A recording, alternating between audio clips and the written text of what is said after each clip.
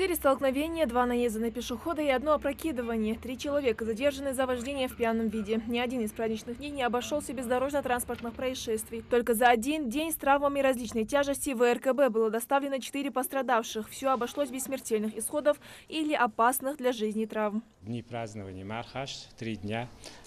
Больница работала в штатном режиме, в круглосуточном режиме.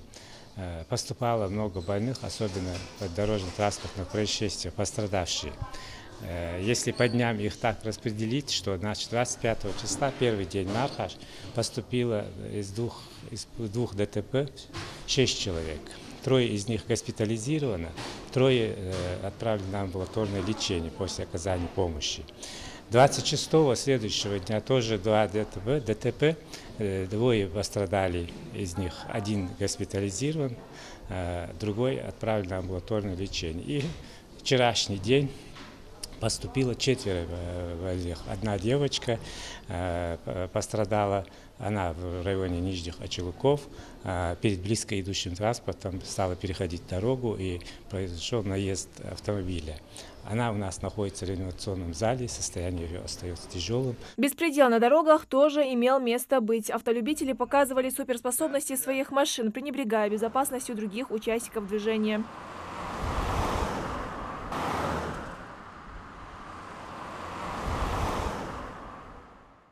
Назрань, Очелуки, Карабулак, машины в смятку. По словам сотрудников ГИБДД, в этом году статистика намного лучше, чем в прошлом. Вопрос в другом. Почему столь страшные ДТП не учат водителей быть осторожнее?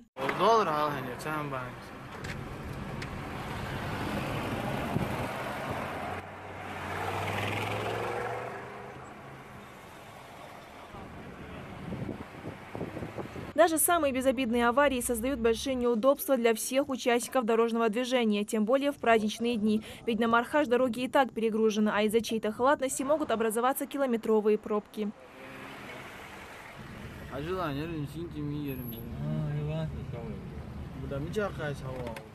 Сотрудниками ГИБДД за эти праздники проделана колоссальная работа по предотвращению ДТП. За каждым водителем, конечно, не уследишь, но свои результаты усиление на дорогах республики дало. Для обеспечения правопорядка и бесперебойного движения автотранспорта дополнительными силами сотрудниками аппарата управления были усилены наряды стационарных постов ДПС.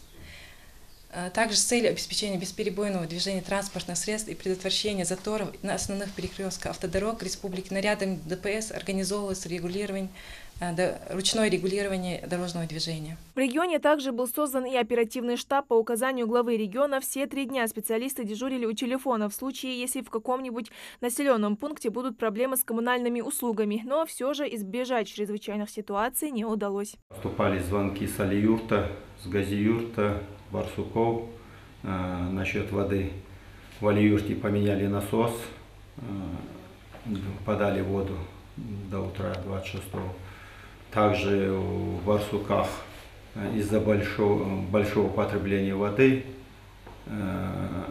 была нехватка. Но мы тоже оперативно, бригада водоканала выезжала в Барсуки, Газиюрт, наполнили резервуары. Ну а врачи также информируют, что в этом году в больницу не поступило ни одного человека с пищевым отравлением. Индира Манкиева, Мэрбек Миржоев, Новости 24.